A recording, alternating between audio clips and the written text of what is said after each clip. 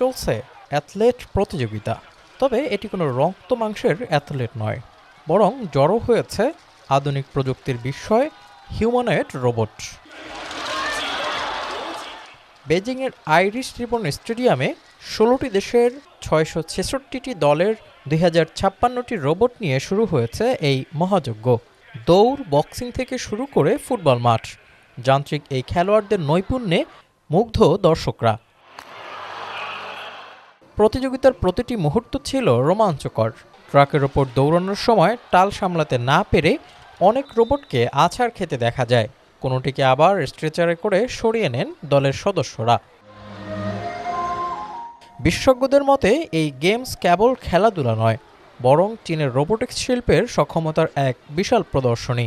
২২ August শুরু হওয়া ৫ দিনব্যাপী এই প্রতিযোগিতায় ৫১টি ভিন্ন ইভেন্টে লড়েছে মেশিনগুলো। গত আসরের চেয়ে এবার ইভেন্টের সংখ্যা প্রায় দ্বিগুণ করা হয়েছে। ডেভেলপাররা প্রতিনিয়ত মেশিনগুলোর প্রোগ্রামিং ও কার্যকারিতা পরীক্ষা করে যাচ্ছেন।